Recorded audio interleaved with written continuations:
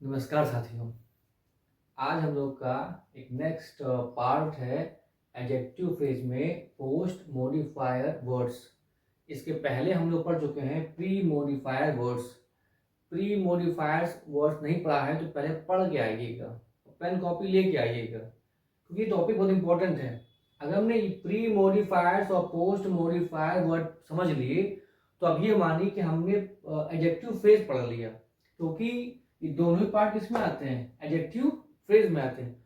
हमें यहाँ ये सीखना है पहचान, किस सेंटेंस में हम कैसे पहचानेंगे, ये चीज अपने लिए बहुत इंपॉर्टेंट है।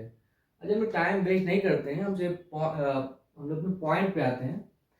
तो प्री मॉडिफायर्स हम पढ़ चुके हैं, पोस्ट पढ़ना है हमको आज। तो पोस्ट मॉडिफायर वर्ड्स क्या होते हैं, सिंपली ये समझिए आप कि पोस्ट मीन्स बाद में, क्या होता है बाद में, और प्री क्या था पहले था। मॉडिफायर्स विशेषता बताने वाले या सीमित करने वाले किसी भी शब्द को, इट मीन्स नाउन को। अच्छा, तो पोस्ट मॉडिफायर वर्ड जो है वो नाउन के विषय में अतिरिक्त ज्ञान देता है या जानकारी देता है।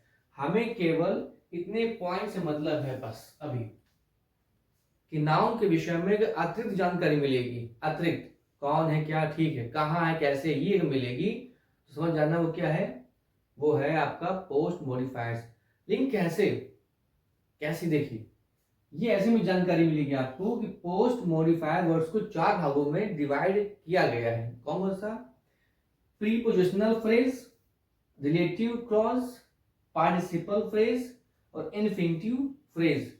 इन 4 भागों को हमें समझना है। अगर 4 भाग आ गए, 4 पार्ट आ गए, हमें समझ में आ गए, तो ये मानिए कि हमें पोस्ट मॉडिफाइड वर्ड समझने में आसानी रहेगी। और हमें इसका यूज कहाँ करना है, यूटिलाइजेशन कहाँ करना है, यूटिलाइजेशन करना है हमको किसी भी सेंटेंस को सही क्रम में लाने के लिए। ओके, तो पहला जो टॉपिक है वो क्या है, प्रीपोजिशनल फ्रेज। अच्छा, होता क्या है, ये होता है प्रीपोजिशन वर्ड के साथ कोई भी अगर नाउन देगा, इसका मतलब जो पार्ट होगा वो क्या कहलाएगा, प्रीपोजिशनल फ्रेज कहलाएगा। अच्छा, जो फ्रेज में आया तोड़ा है वाक्यांश में, यानी कि वाक्य का अंश, वाक्य का भाग। हमें कैसे पकड़ना है, कोई पार्ट कोई सेंटेंस देगा तो वो प्रीपोजिशनल फ्रेज होगा। देखिए, प्रीपोजिशनल वर्ड आएगा, मान लिया, ठीक, इसके साथ कोई वर्ड अटैच होगा, इट मींस नाउन अटैच होगा।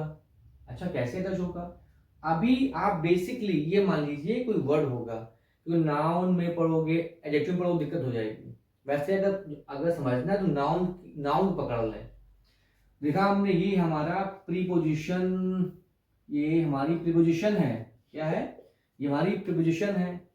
अच्छा, यहाँ पे दा का क्या काम है, आर्टिकल है। ये भैया केवल वेरीफाई कर रहा है कि नाउन के पहले हमेशा आर्टिकल आता है। एक ये बात हो गई। दूसरा, ये वही टेबल है जिसकी बात कर रहा है, क्योंकि दा यहाँ पर डेफिनिट आर्टिकल है। तो इतनी चर्चा ना करके हम ये समझिए कि दा का रोल अलग छोड़ दीजिए, लेकिन दा के साथ क्या है, ऑन के साथ क्या है, ऑन के साथ टेबल है।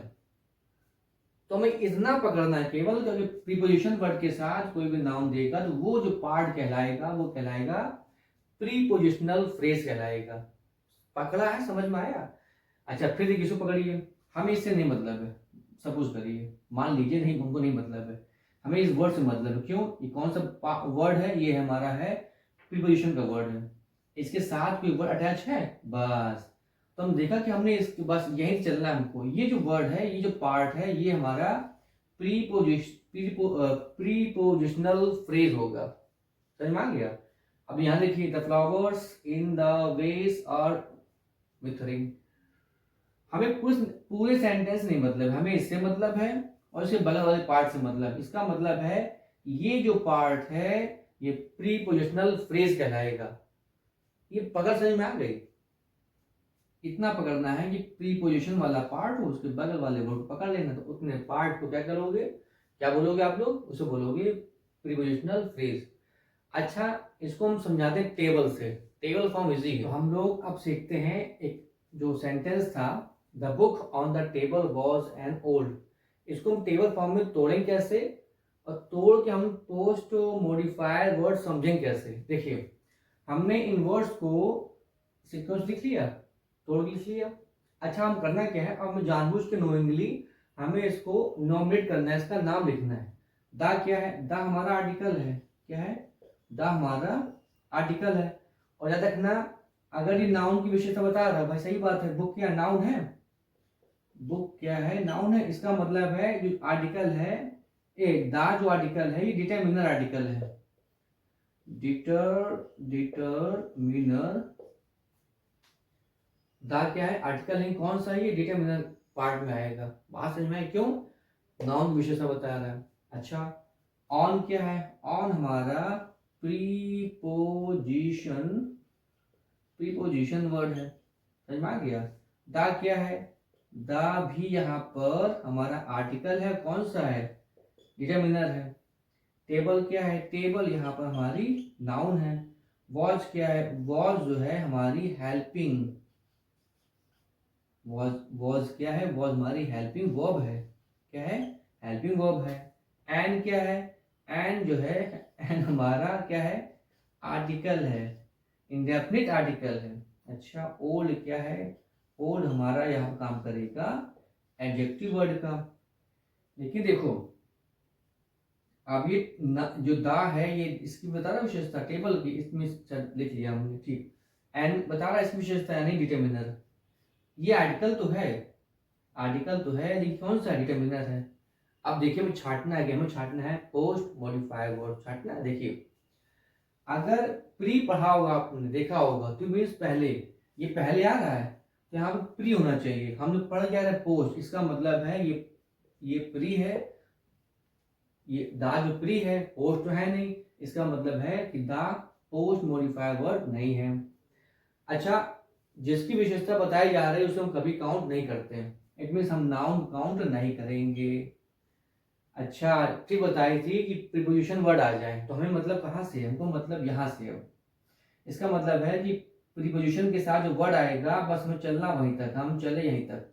तो जो ये पार्ट है on the table, on the table, ये पूरा जो पार्ट है ये कहलाएगा आपका कहलाएगा प्रीपोजिशनल फ्रेज।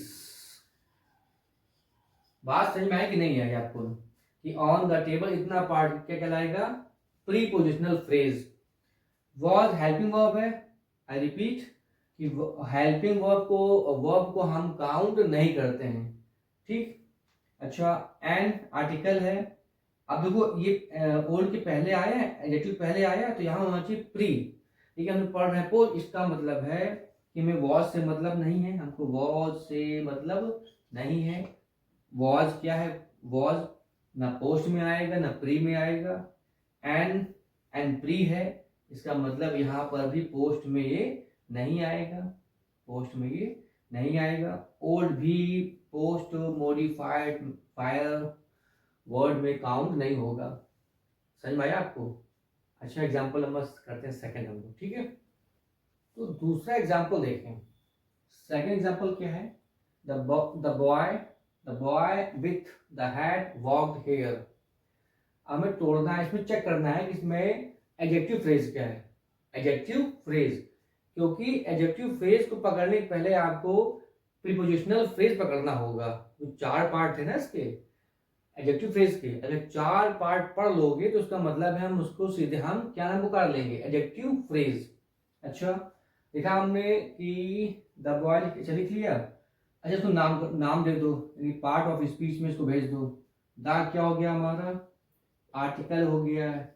अच्छा भाई कौन सा आर्टिकल है ये जो है हमारा कौन सा है, ये हमारा डिटरमिनर, डिटरमिनर वाला आर्टिकल है। बॉय क्या हो गया, बॉय हमारा नाउन हो गया। विथ क्या है, विथ हमारा प्रीपोजिशन वर्ड हो गया, ठीक है ना। अच्छा दा क्या हो गया, दा हमारा आर्टिकल हो गया, डेफिनिट आर्टिकल। और कौन सा है ये, डिटरमिनर वाला है। कैसा है समझ में आ गया होगा आपको, क्योंकि हैट क्या आ रहा है, हैट आ रहा है। अच्छा जब हैट आ रहा है इसका मतलब है हैट आ रहा है, अगर हैट आ रहा तो इसको ये नाउन है, क्या है, नाउन हो गया हैट हमारा। वॉक्ड क्या है, वॉक हमारा वर्ब हो गई। और ये हमारा हो गया एडवर्ब। क्या हो गया हमारा ये हेयर, क्या हो गया हमारा हेयर एडवर्ब हो गया। अब हमें करना क्या है, अब हमें इसी में छांटना है पोस्ट मॉडिफायर वर्ड। ट्रिक क्या थी, क्योंकि जैसे देखा हमें सेंटेंस में क्या मिल गया, प्रीपोजिशन वाला वर्ड, बस हमें कुछ करना ही नहीं। क्यों, ये प्री कहलाता है, पोस्ट नहीं है। दा जो है ये प्री होता है, पहले आया है ना तो प्री होगा, चाहिए पोस्ट तो नो होगा। बॉय नाउन है जिसकी बात हो रही है, उसकी हम चर्चा करते नहीं, उसको हम काउंट करते नहीं पोस्ट मॉडिफायर्स में। अब देखना है विथ आया, विथ के बाद कौन सा वर्ड आया है, दैट आया, हैट आया है। अगर विथ के बाद हैट आया है इसका मतलब है कि ये यहाँ तक चलेगा और यहीं तक इसको ये प्रीपोजिशनल फ्रेज का नाम दे देगा। इसका मतलब इतना ही पार्ट हमारा एडजेक्टिव फ्रेज कहलाएगा। इसका मतलब है कि तीनों ये तीनों ये तीनों क्या कहलाएंगे हमको, ये तीनों कहलाएंगे हमको प्रीपोजिशनल फ्रेज। वर्ब से मतलब नहीं हमको, काउंट नहीं होती। यहाँ पे एडवर्ब जो है, यहाँ पे ना वो पोस्ट में है ना वो प्री में है। तो बात समझ में आई, जिससे वो मतलब होता है बस उसी चीज को पकड़ते हैं। उम्मीद है आपको समझ में आया होगा। अगर चीज आपको समझ में आई होगी तो ये मानिए कि आपको एडजेक्टिव फ्रेज आप पकड़ पा रहे हो। तो आज के लिए इतना काफ़ी था, हम इसके सेकंड पार्ट में फिर मिलेंगे। अगर जानकारी अच्छी लगी हो तो अपने चैनल श्री विद्यापीठ को लाइक करें, सब्सक्राइब करें, शेयर करें, and one thing more, your की बेल आइकन पक्का दबाइएगा। नमस्कार।